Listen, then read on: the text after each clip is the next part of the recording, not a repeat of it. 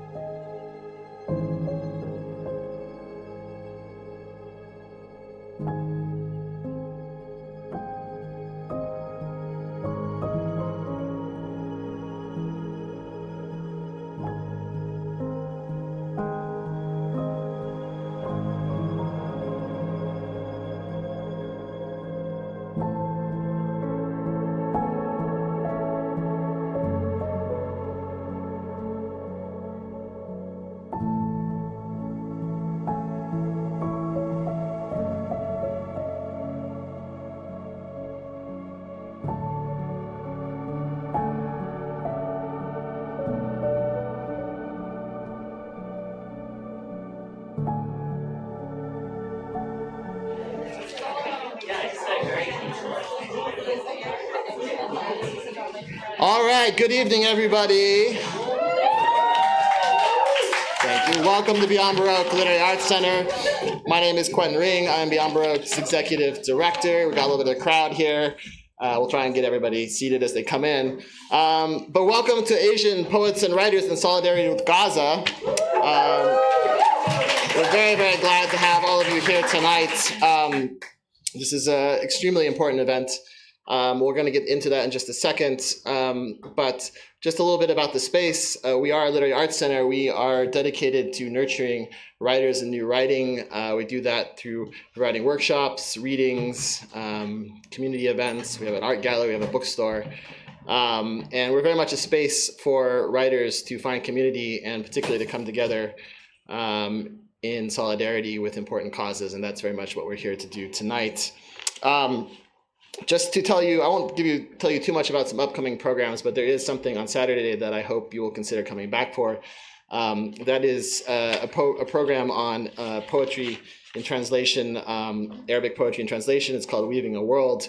We do have Zaina Hashim-Beck, Zaidan Shalef, Maya Salame here for a reading. It's just this Saturday night. It's also a fundraiser for the Sudan Solidarity Collective. There is appalling violence in Sudan right now as well, and so I do hope that some of you will consider coming back for that on Saturday. But we think it's particularly important for every program, and particularly for this program, to begin with a little bit of a land acknowledgement. We are on Tongva land here at Beyond Baroque and in Venice. Tongva were the first peoples of these lands. We acknowledge the wrong done to indigenous peoples through settler colonialism, genocidal practices, and the violent dispossession of their lands. As an arts organization, Beyond Baroque is committed to uplifting indigenous writers and communities.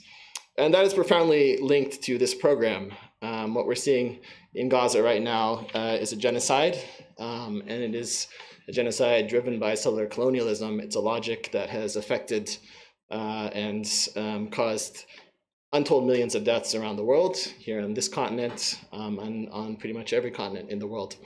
And we're witnessing an unfolding right now in Gaza. It is very much a mass murder, but it is also a conflict, or rather a violent dispossession of people's lands that has been going on for 75 years. Of which just is essentially the most extreme outburst of violence associated with that. And that's a logic that has to stop. As a literary arts center, as a space for writers and poets, what we have the power here to do is to bring people together, to give space for people in protest, to find community, to find solidarity. And I really hope that in this space you'll find that you'll take that into the spaces which you occupy, and bring people together around this cause, because it's extremely important. These struggles are all linked together across the world. What's happened here is profoundly linked to what's happening in Gaza right now. And so, say Palestine, talk about settler colonialism, and say no to genocide and the dispossession of land. So we're going to get into that with the readings, but just a few words of thanks. I especially want to thank our staff, particularly Yvonne Salinas, who did a huge amount of work on this program. Jimmy Vega as well, our associate director, did tremendous work. Eric Alberg, who's running things in the booth. Our bookstore and programs assistant, Genesis Perez. Thank you to all the vendors that are here, Jerusalem Chicken as well, providing food. This is very much a fundraiser. We'll talk about that in a little bit. I want to say especially thank you to the writers. It's a brave thing to come and read and speak, and so I really just appreciate your courage. You definitely inspire all the work that we do. And I particularly want to say thank you to the real organizers of the event, Carolyn Wynn and Teresa May Chook. They came to us recently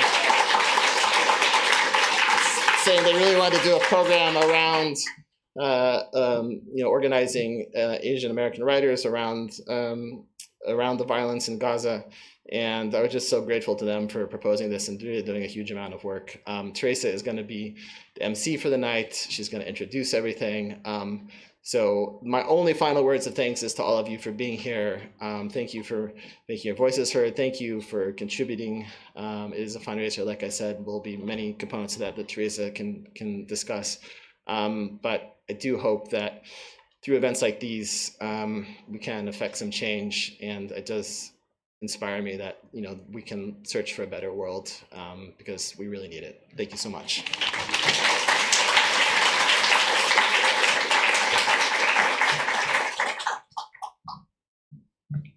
Thank you so much, Quentin. Sinjao. Hello, everyone. My name is Teresa Maychuk. Thank you to all of the featuring poets and writers. Thank you to Beyond Baroque, Yvonne, Jimmy, Quentin, and thank you to my co-organizer, Carolyn Huynh, for making this event possible. And thank you to all of the attendees and supporters. I'm honored to be here and to be emceeing this Asian Poets and Writers in Solidarity with Gaza fundraiser. I lived in Palestine for 2 years in the late 1990s. I saw the atrocities that were happening in Gaza then, but the world was mostly silent. It is important to not be silent. It is a profoundly important time to show our support for the people of Gaza and demand an end to the violence and genocide that is occurring every minute. This violence has been happening since the 1940s. As Asian people in the diaspora, our own histories are rife with wars, imperialism, violence, and displacement from our ancestral homelands. Our struggles for liberation and humanity are inextricably tied with the people of Palestine, and it is of utmost importance that we stand together in solidarity, in community, in words and action with our siblings in Palestine.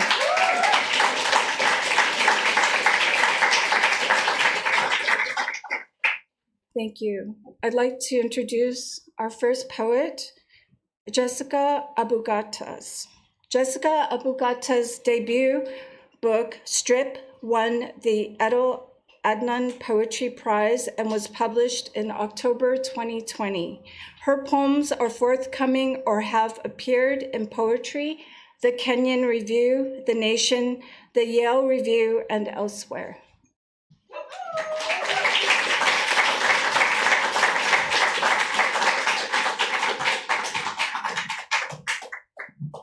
Thank you, Teresa.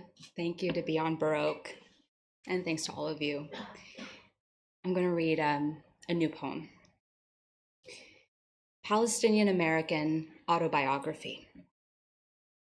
I was raised by car fanatics in Southern California. At any given moment, I am the most cynical and optimistic person alive. Two colonized people at the beach on Memorial Day snipe at one another until, a couple bonfires down, the supremacist rally begins. My couch is stained from Palo Santo ash. I cry every morning between Instagram reels. Ancestors crossed oceans of rubble for me to bitch about art with dilettantes in a cloud of smoke. I circle bookstores and buy the brown ones. My dad texts on WhatsApp.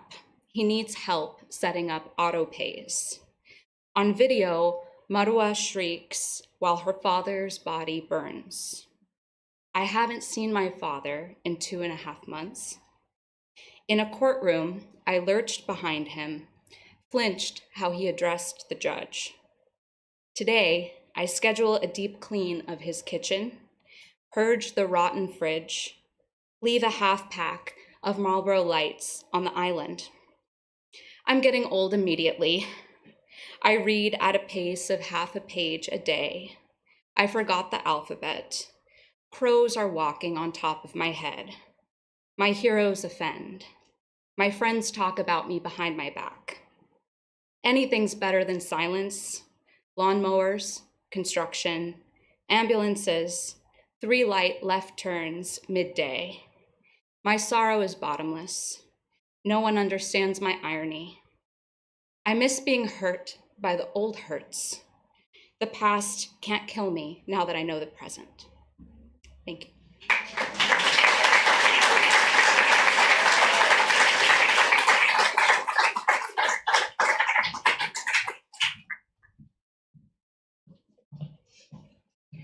Thank you, Jessica. Our next poet is Ghada Morad, a Los Angeles-based Palestinian Egyptian Muslim poet who began writing in 2015 after losing her brother to police brutality. Her poetry explores her Arab heritage and systemic oppression, aiming to immerse readers in the grief of losing family and inspire them to fight for change.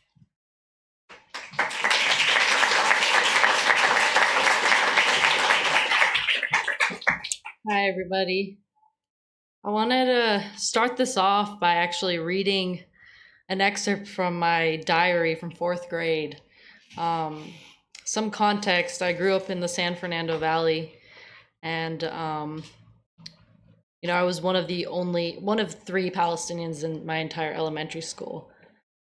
Dear diary, I don't care about guys at school. I care about education way more, and also school friends drama. I hate it. Also, my friend Jasmine isn't a friend. She said, I think that I am a terrorist. Gosh, she's a drama queen. So that inspired me to write this.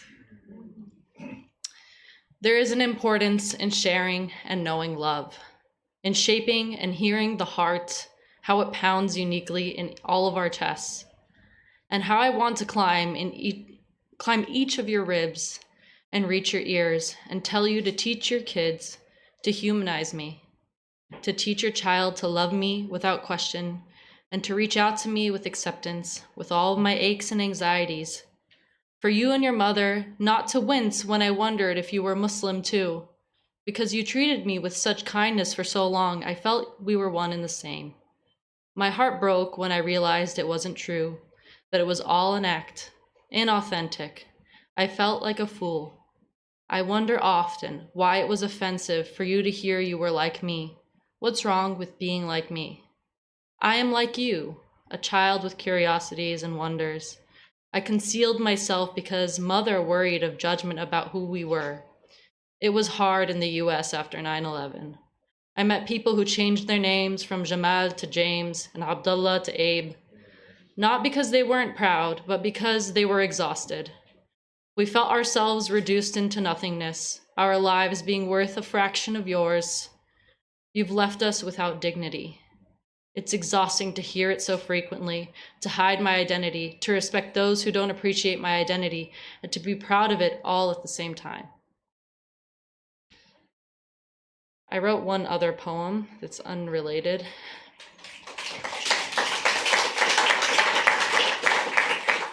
And it's with Teresa introduced me at the beginning.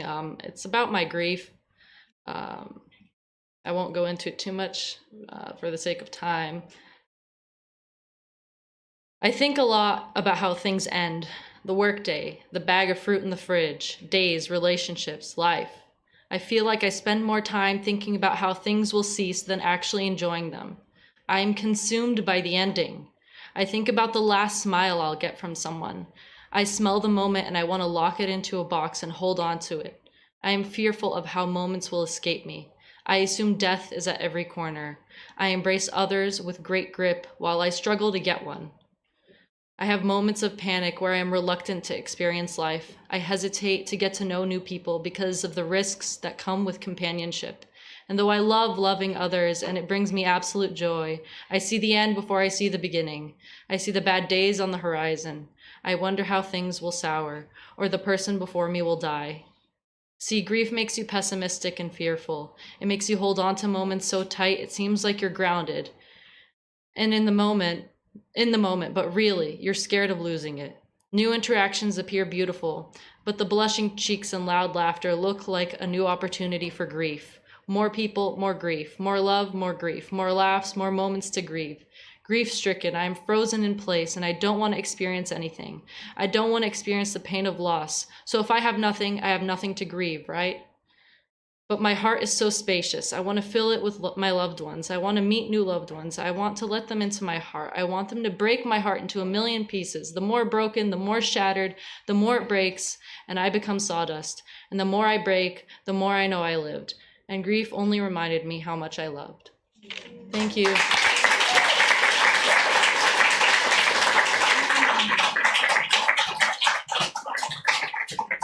Thank you, Gaza. Lan Yung is Associate Professor in Cinema and Media Studies at the University of Southern California. Her debut collection, Nothing Follows, was published by Texas Tech University Press in 2023.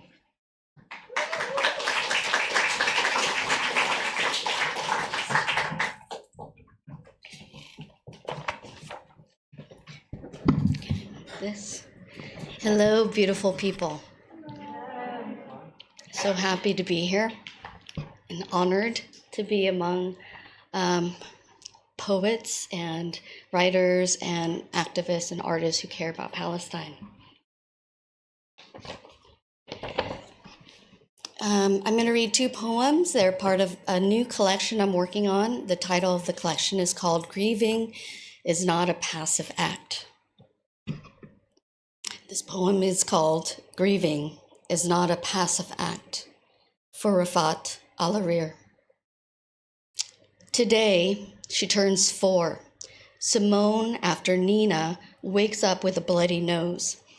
I'm not there to pinch her nose and gently pull her head forward to stop the bleeding and to do what my father once told me, you need to move it down towards gravity. I'm at an arts residency in the East Coast. It is the deadest winter, and I'm among white women directors who are the groundskeepers, the gatekeepers, the stewards of what may be the emerging writers of American art and literature. I tell Simone I had bloody noses throughout my childhood, rivulets of blood running from my squat nose, something I've taken from my mother, but it is my father who sops it up with his handkerchief scented with Old Spice. Once I start bleeding at St. Maria Goretti, where we refugees go to church every Sunday. This time he takes toilet paper from a dank bathroom and blankets my nose entirely. He says sheepishly to everyone around, my child has a bloody nose. He ushers me outside to a treeless neighborhood of run-down home store fronts. Across the street is a Vietnamese radio station where my father has broadcasted his need for caretakers, and then much later after that too, the announcement of the deaths of his 2 children and his estranged wife. He claims these 4 blocks of San Jose until he dies. My 4-year-old turns 4 today. I am not with her, though she has always lived in my body, especially when my sister has died from a cancer that begins in her vulva, which never stops occupying its tender hold of life. After her son's suicide, my sister claims this part of her body and refuses chemo. When she is gone, I commemorate the some kind of beauty she has graced me with. I have 2 embryos left from a young Filipina whose bloodline is mixed with imperial white and who has helped me lovingly produce my son Ellison after Ralph. Small pricks to the stomach, my body becomes a hole for chemical fish because of a fecundity I have never known. The acclaimed doctor who gathers the embryos from the freezer to insert again and again into my uterus is kindly. He proclaims I will have a daughter, engineering it so that I could have one of both. She turns 4 today, and on the same day, a poet and a scholar in Palestine is killed alongside his brother, his sister, and her 4 kids. Grieving is not a passive act.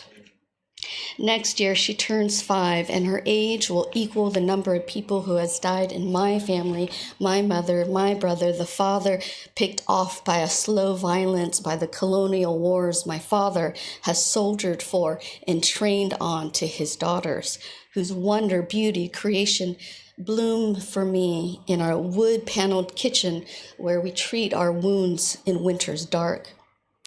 Simone is born in 2019 on the eve of the pandemic and its shelter-at-home policies, all the while a raging racist is at the helm. That night my water breaks after I go bowling, and I think, as a warm liquid courses from between my legs, that there will be a reprieve from rage.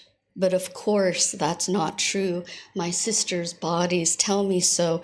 What happened in the wars that my father keeps in his skin? Story, something different. What's happening? What keeps happening? That gives lie to colonial European American exceptionalism. My father passes away when Israel carpet bombs Gaza. There's gray rubble upon gray rubble, no place for refuge. For refugees. Kissinger dies, though, a moment of jubilation. I am not there when he dies. I'm in Palestine, actually. And upon my return, I see a forklift placing brown casket into brown earth while the priest grumbles under his breath. My sister tells me my father was beaten by his father, a ritual he forces onto my mother and everyone else in between. She tells me that he beat my mother so hard, blood spread on dirt floors, and then later laminate when he moves up to the rank of lieutenant colonel and fights alongside the Americans, a collaboration that allows us to leave before the country falls. When we get here, the beatings do not stop, but rather cycle through my sisters like a chainsaw. It's now day 63 of the genocide. It's an all-out assault on children and civilians, and yet I get up, I eat, I drink myself stupid, go to sleep, commune with others on Instagram, to barricade myself from the West's never-ending lies. And then this memory. I'm eating with my sister, who has always tried to beat back his anger for me. And God, the sauce is so good. We sop it up. It spreads red thin on our trays. An older white woman comes in. She looks at our hunched shoulders, our moving hands, shoveling meat into mouth, disgusted. She mutters about how we are human animals. While I'm here, I can't help but count time. Simone is 4 today. My sister lives in me 6 years on. It's been 49 days since I've said goodbye to my father. Grieving, I tell you, is not a passive act.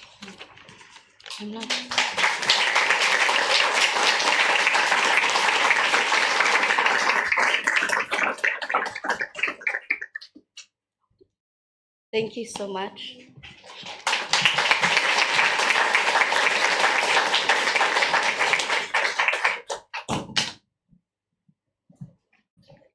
Thank you so much, Lan.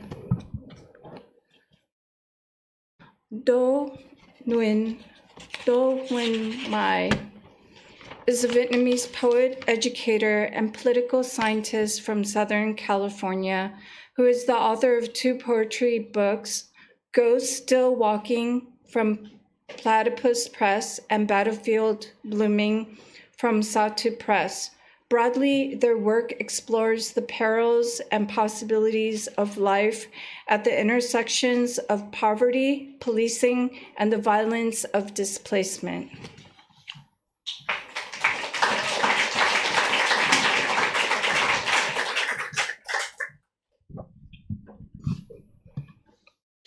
Thank you. My home is Southern California, but as I've told a few people, this is actually my first literary event in Southern California. So thank you for inviting me. I have 2 poems for you. The first is titled Definitions. If water is a country, tell me of the great whales waiting patiently at port, the spring drying on command, the negotiation of tides, Please, I beg, no more dreams of deltas thorned with gardens of barbed wire. No more oceans churning with someone else's bones. I am drowning in borders. I burn with thirst, throat salt scraped into bleeding. Let me drink without yearning.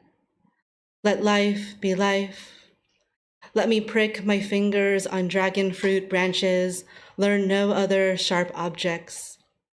Let me know our mother, land, the remains not yet dragged out to sea. Let her know me, carry me. Let the sea embrace the land with only mercy. I dream the gentle cradle of valleys, the day my feet forget the cartography of kings. The morning I wake to no sound of wreckage discarded by waves.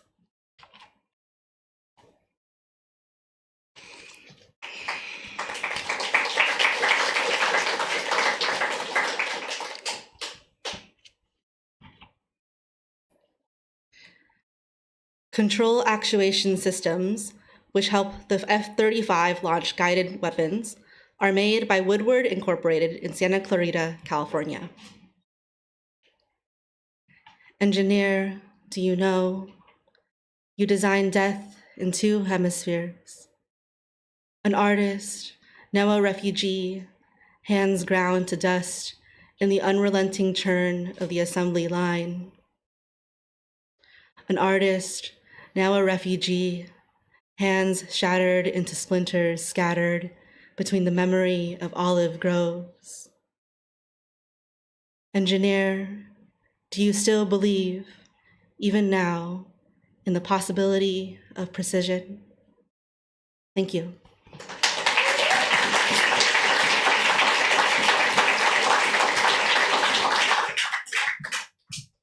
Thank you, Mai.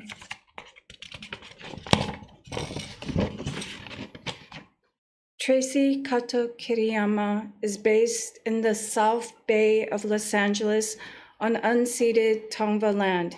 TKK is the author of Navigating Without Instruments and the director, co-founder of Tuesday Night Project, celebrating their 25th anniversary of building art and community in Little Tokyo and LA.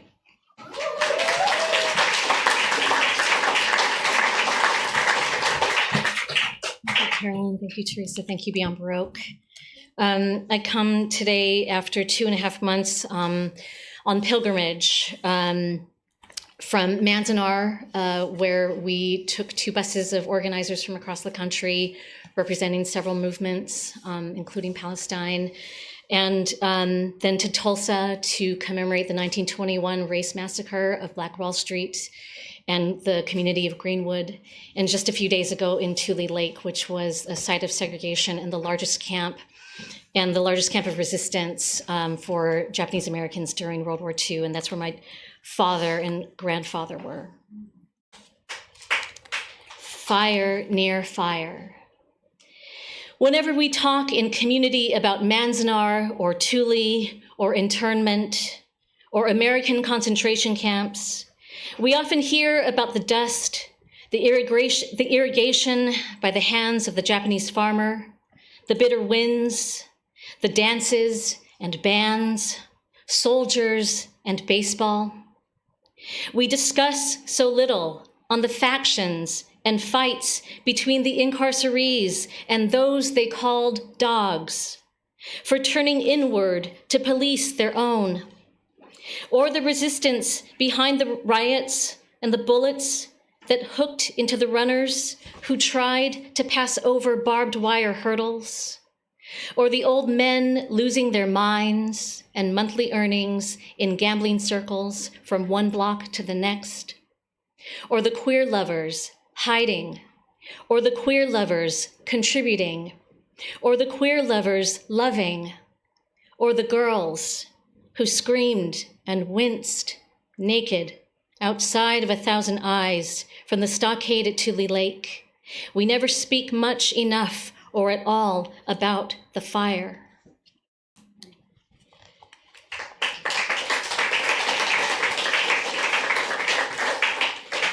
war near war. To measure hate, I can say I know love well. I can measure fear as I share company with joy and understanding often enough. But in the scale of war, to measure against peace, to measure peace onto itself, we have never held that mirror. Even in our well-lit streets or suburban living rooms with plants dying on filtered water, we have no idea how to mark the end of war or the beginning of peace except in moments of forgetfulness. Forget last week's bombings. Forget Monday through Friday on the news. Forget civilian headcounts. Families still waiting for a union. Children still teething underneath rubble. In reality, is the opposite of war not peace, but instead amnesia? I measure myself on how long I can go with and how long I can go without thinking on destruction. There is war.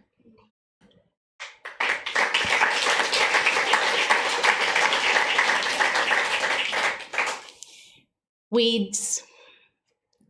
Let us grow peace like a weed that crawls up the sidewalks of every street, so pervasive, so profound, it becomes impossible to kill. Can you say that with me? Just repeat.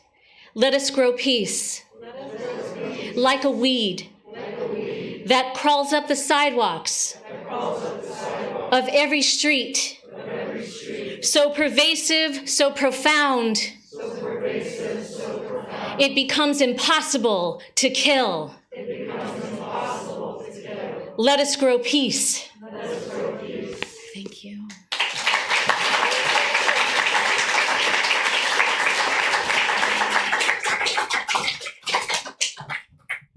Thank you, Tracy. Muriel Leung is the author of the forthcoming novel, How to Fall in Love in a Time of Unnamable Disaster, W. Norton and Company, among other titles that include Imagine Us, The Swarm, Bone Confetti, and Images Seen to Images Felt. She is currently full-time faculty at California Institute of the Arts.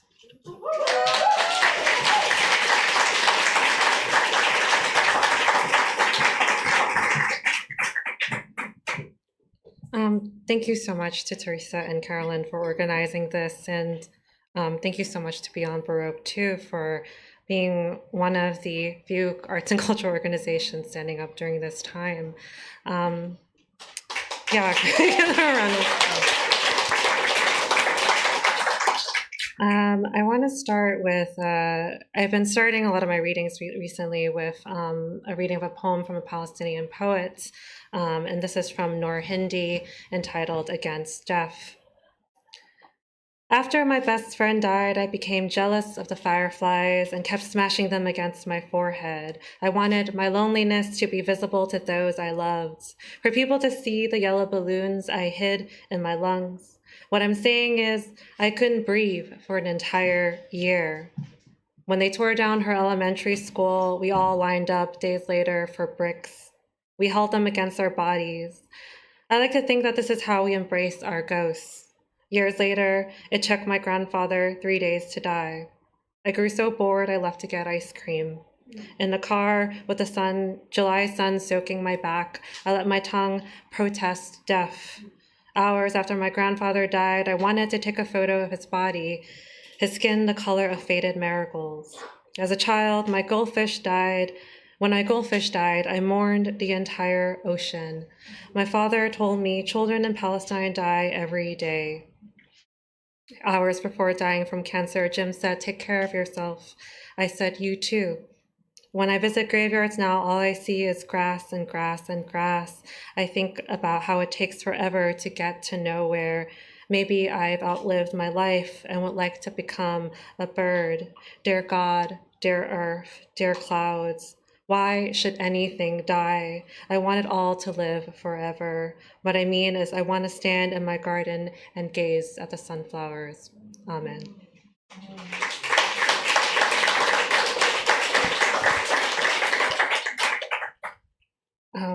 And I just want to thank Teresa and Carolyn for organizing an event that is about Asian writers and solidarity. One thing I've been thinking a lot about is just being Chinese American, and how in conversations with my dear friend, the poet Rona Lau, we've talked about how being Chinese, in China, there is an active genocide happening against Uyghur people right now, also longstanding oppression and genocide of Tibetans. And so that also needs to be acknowledged too. And what does it mean? I think she said something really profound the other day, which is, what does it mean to be complicit and embedded in this colonial violence and in violence, genocidal violence, colonial violence, settler violence, and for that to live through your bloodline, and that you carry with you for the eternity. And how do you move beyond that? Perhaps there is no answer, but this. Suppose the impact was a bell, a warning instead moving through a hollow factory. The violence of men and the colonial rituals of their past were a lesson. And a pedagogy of grief, the earth was good. And then history, the stalwart chemicals of its wake, will still seep in the soil. Will we not reverse that too if we could? The atomic weight of him pressed so deep into my torso that generations after would feel the soreness of ribs. Suppose my grandfather never struck my aunt because her cheek was there, and my father, in his piety to the self-same heaving, did not instead tell her to move out of the way. Because I was born witnessing, and in my queerness still desire the love of these masculine injuries, I listened too closely and was lost. The pattern undulates and recedes. Suppose I became the sound of wind chimes crashing into the ground, startling the other body there that would not move. The ghost of my future visits my past and tells her, you have to be brave. I could fortify my life this way. My allegiance to the bone, its refusal as instruction, will buoy me when memory is not enough. To feel even now the soft impressions of many thumbs, they are not the violence I remember. There is nothing left to forgive. Thank you so much.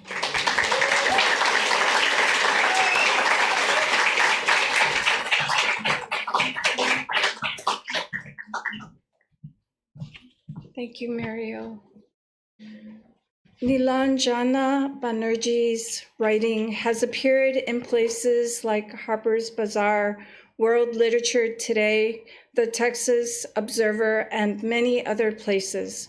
She is the managing editor of Kaya Press, a 30-year-old organization dedicated to Asian Pacific American and Asian diasporic literature.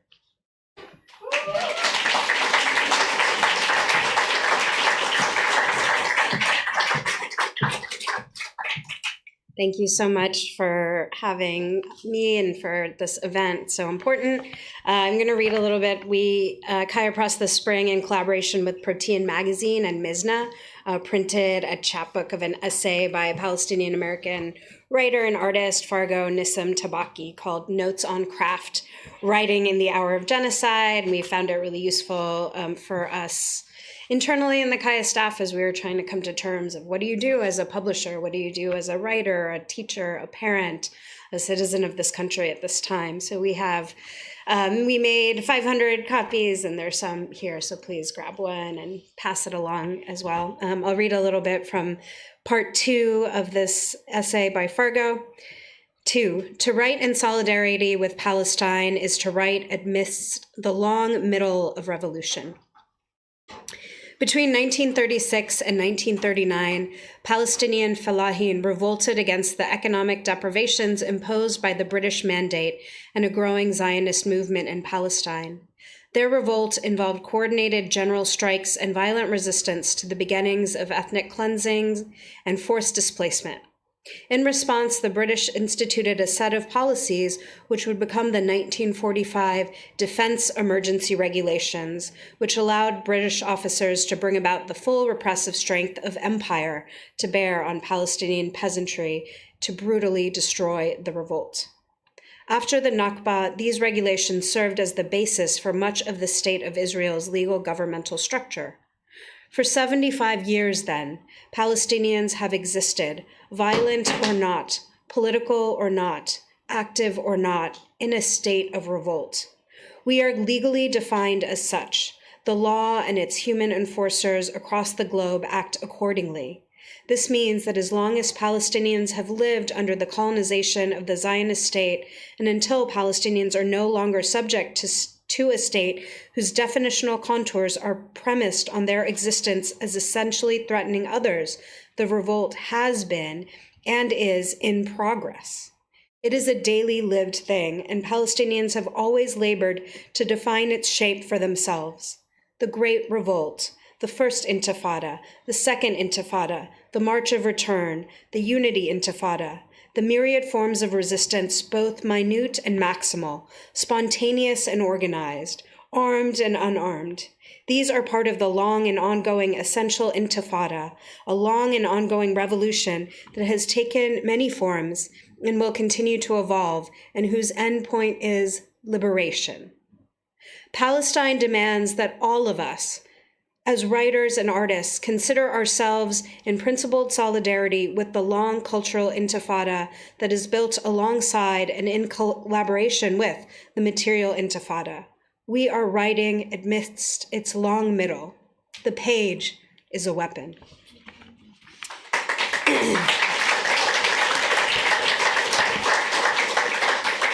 I also wanted to share a piece of writing I published 22 years ago in April of 2002 when I was 23 years old, and the editor-in-chief of a weekly Asian American newspaper in San Francisco called Asian Week.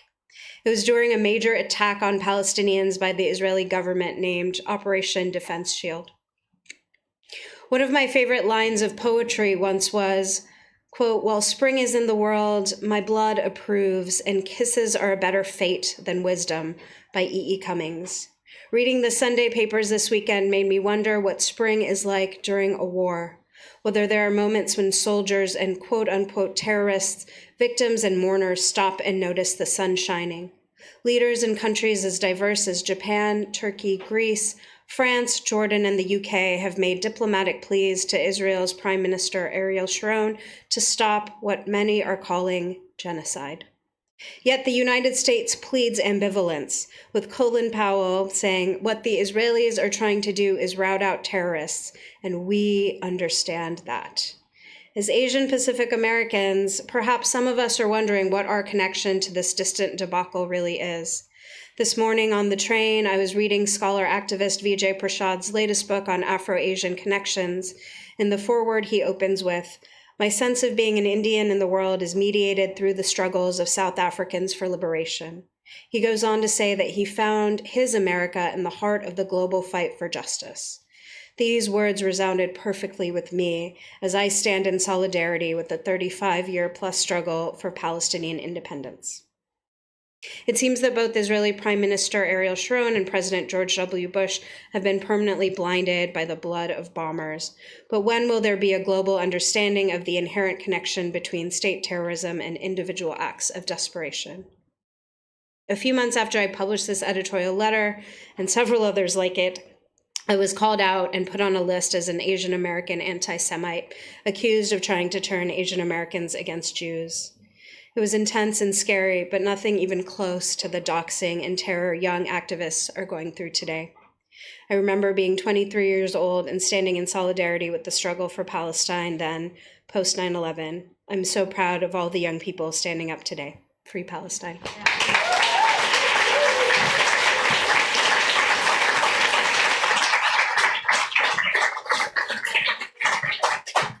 Thank you, Nilanjana. F. Douglas Brown is the author of 2 books, Archon and 0 to 3, winner of the 2013 Cave Canem Prize. He teaches at Caltech and Loyola High School of Los Angeles. Brown is both a Cave Canem and Kundiman Fellow.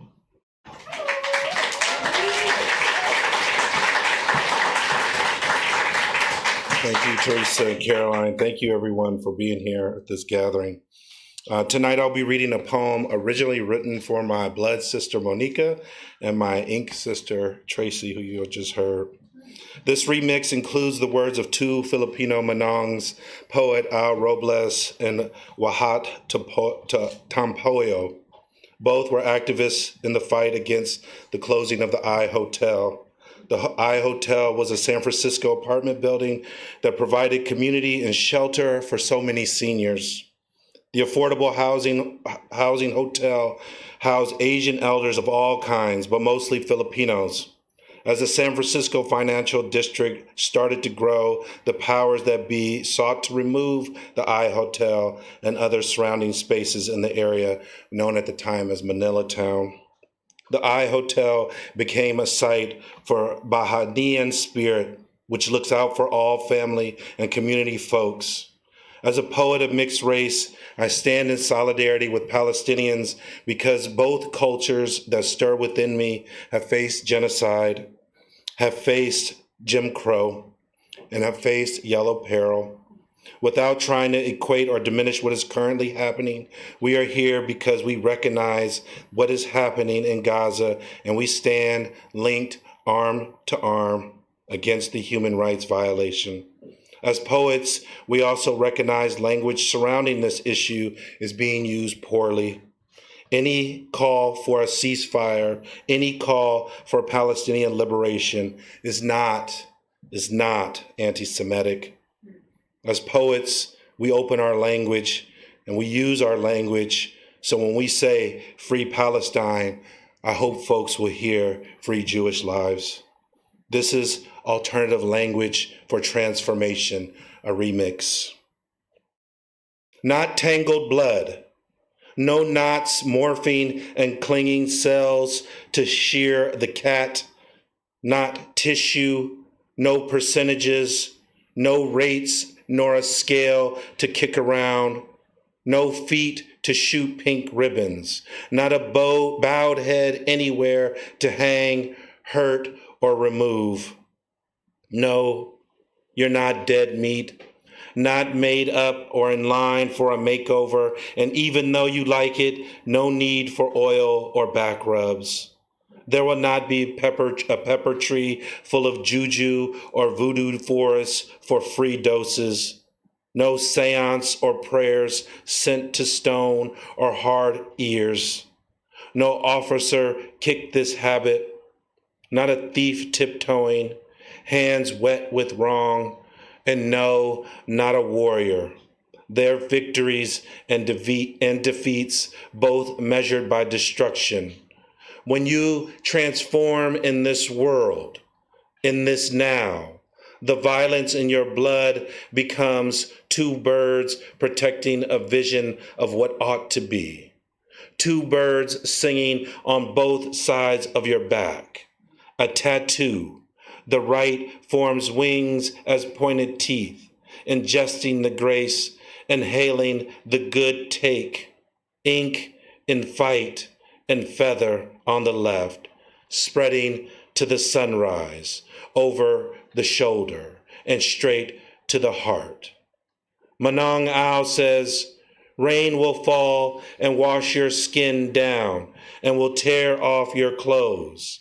Listen to the strong wind with your mind fired with tons of burning lava, and you will feel the winter rain down on your naked brown body, and you will be by the people, on the sand, by the water, in the mountains, next to Manong Wahat. So close you will hear him say, I dream the people will never move. I dream you are here tonight, and I hope you will always be at the bottom of my heart. Oh, heart, send the soldiers to their downhill homes so two birds can harmonize, not in a fugue nor the blues. A wail won't do. Two birds sing their bodies clean, sing the kill away, and take the stones the rebel cells wield.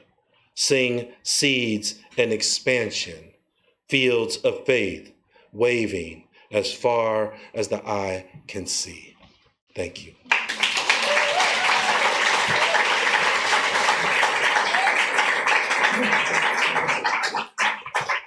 Thank you, Douglas. Ariane Ayu Alicio is many things, including a filmmaker, a Capricorn many times over, and an Indonesian, Philippine, Lebanese, Italian poet who knows Palestine will be free in our lifetime. You may see them in the world running film spells, a community for psychic storytellers, or pursuing their dual creative writing and film directing MFA at Cal Arts. Thank you so much. It's such an honor to be here with all of you. Thank you so much. And also, thank you, Muriel. I also would love to invoke Noor Hindi with a different poem before two short pieces of my own. This is Noor's piece, "The World's Loneliest Whale Sings the Loudest Song and Other Confessions." I won't make metaphors out of fish. If I have to die, I choose the ocean. If I have to live, I choose you. You, everyone I've ever mourned. I believe less and less of sunlight these days. I won't die alone. To awaken crying is to awaken displaced. Ghost of your joy in the bathtub, a face in the mirror. Your nephew's painting in the foyer. My mother cried in bedrooms growing up. I would study her for hours. In a study, researchers learned patients who cried less are likely to have dismissive attachment styles. Today, every bedroom in the house is mine. I stopped crying at age 12. I am angry at the color yellow. Trauma and all 8 of its tentacles make a mangle of my skin. I can't find my home. As a child, I hated being the youngest. I hated being looked at by those I loved. In dreams, I spoke a language that no one understood. Research suggests loneliness increases cardiovascular disease. When my cousin died, she died alone. Heart failure makes the body go boom. When the world collapsed around Darwish, he wrote of coffee and sex. When you held my body close to yours, I thought of clementines, sweet citrus, all the world's lemons we'd temper with honey. The world's loneliest whale sings the loudest song. This is what you'll tell me the first time we meet. And I'll think about the ocean, and I'll think about you. I never learned how to swim. I've been drowning my whole life. Studies suggest drowning lasts 1 to 3 minutes. I'll never stop grieving. Scientists are still searching for the 52 Hertz whale, but I swear he's here, in my bedroom. I can hear him, and he's telling me I can stop.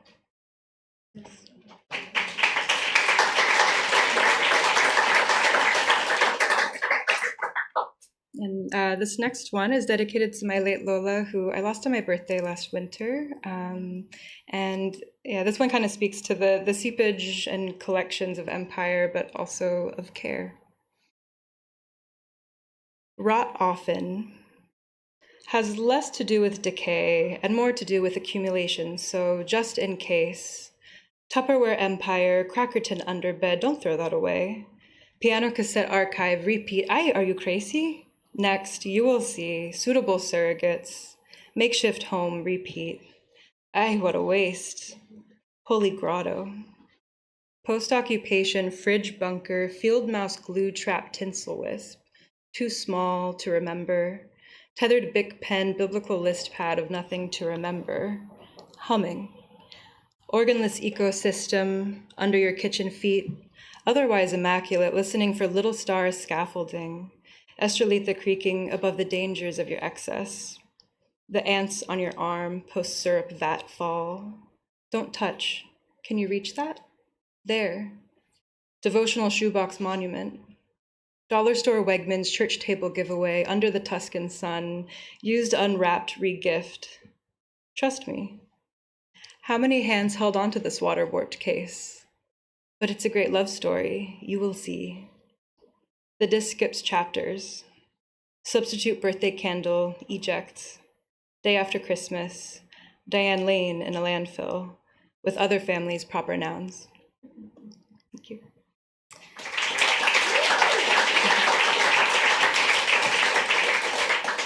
Last one's a shorty, I promise.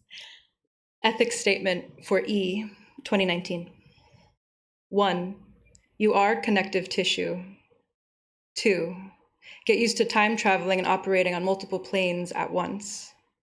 3, you must submit yourself to vulnerability. Allow yourself to be eviscerated, then mindfully reconstruct. 4, this has nothing and everything to do with you. 5, there is always a reason. Keep it intuitive, but you are prohibited from avoiding discourse about your work and its impact. 6, you are electing yourself as a conduit, so listen closely. 7,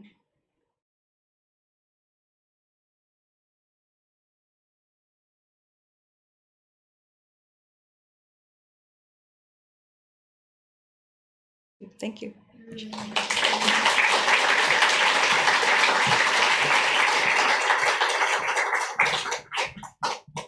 Thank you, Ariane.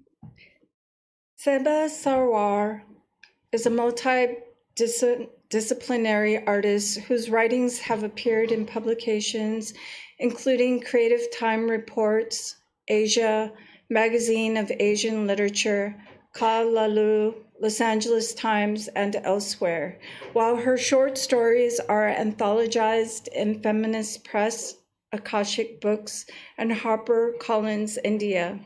The second edition of her novel, Black Wings, was released in 2019. She serves as 2024 to 2026 Altadena Co-Poet Laureate, and her papers are archived at the University of Houston.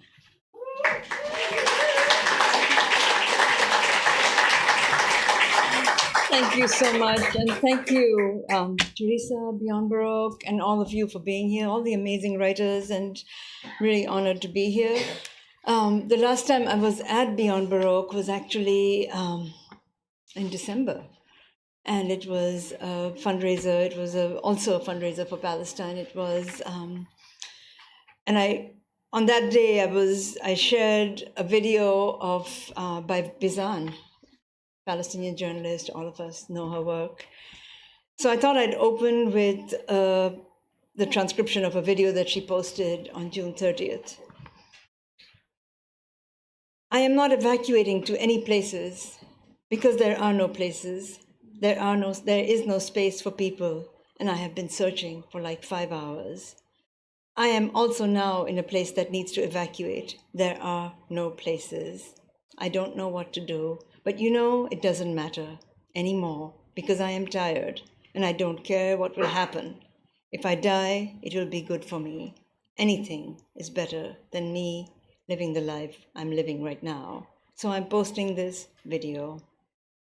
If I die, I don't forgive you, any of you. We have tried. We have tried. So it's dark, but it's true. And back in December, I never thought we would be doing this in July. Didn't think we would be still talking about this round, of course, because it didn't start on October 7th, and we know that. Just going to share a poem because we're talking about Asian artists. Faiz Ahmed Faiz, Pakistani poet, amazing revolutionary artist. And he wrote this poem and came out in 1980. For the Palestinian martyrs who never came home, by Faiz Ahmed Faiz.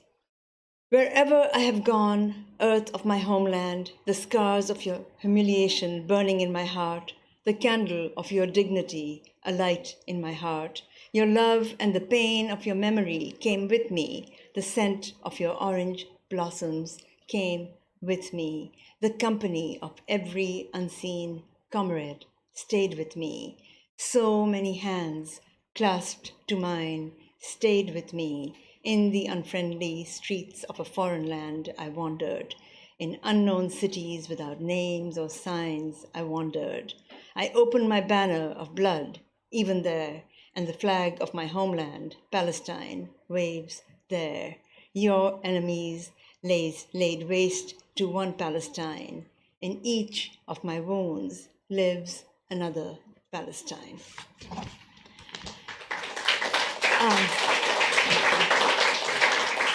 And I'll close with a poem that I just wrote. It's a new poem inspired by my visit to Manzanar, where I went with my students in April. And I performed it just 3 weeks ago, actually, for the COLA grant in grant performances with a video in the background. So it's on their it's on their YouTube if you want to see it with the video, which I didn't play, which I'm not playing today.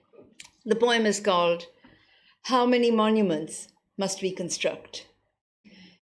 In the foothills of the Sierra Nevada mountains, Carlos is ready for his hotel room to eat, play video games, do something else, anything else, but stand beneath the baking sun a mile away from the Manzanar Cemetery monument. Between reconstructed barracks, he sees a basketball court, open space, lined by snow-capped mountains. 3 teenage boys circle him around the hoop, and his teachers and I witness a basketball game, same as the one played here by teens imprisoned for being Japanese. They dunk, swirl, rush each other on a court created by fathers who poured gravel so their children could forget they were prisoners, yanked from their homes, pushed behind barbed wire, released only after bombs and radiation rippled across Hiroshima and Nagasaki.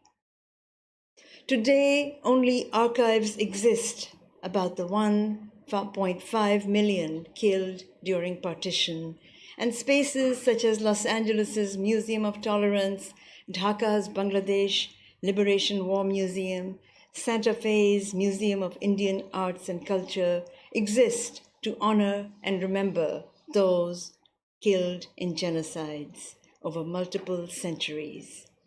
And there are historic sites, the Uida's Door of No Return on the coastline of Benin that cut west into the Atlantic Ocean towards North America, while other ports remain unmarked for ships that sail from East Africa across the Arabian Sea to the Balochistan coastline. At night, our students tell us they found freedom on the court. I listen and wonder if we can ever know how the incarcerated children felt 80 years ago. And now I weep as I follow the stories of the 40,000 plus, many of them women and children, massacred over the last 9 months. I ask you, how many Palestinians must be killed, and how many monuments must we construct so we don't repeat history? Thank you.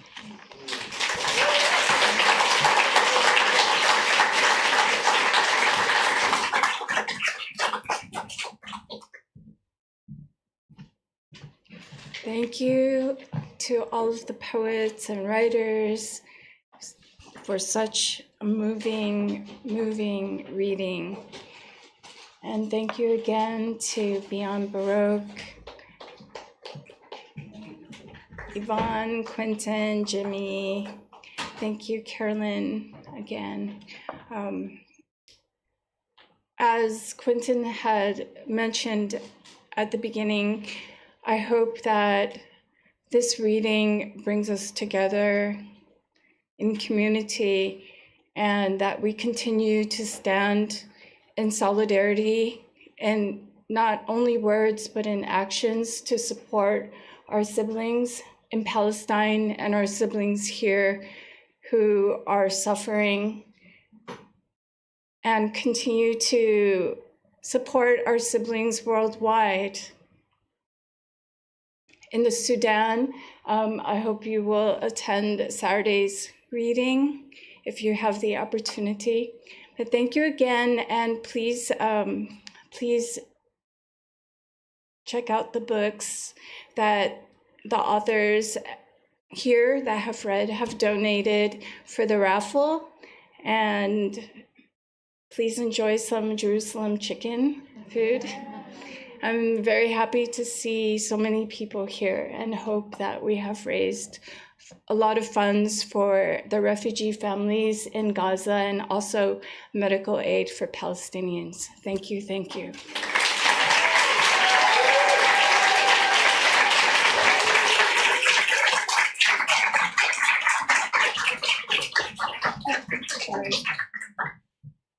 Sorry. I was just gonna plug the donations. You can participate in the raffle, as Teresa mentioned. You can also donate in the bookstore. We are taking donations all night, and so anybody who wants to give, please do if you have already. Thank you so much. And the poets and writers, could we all come up here for a group photo, please?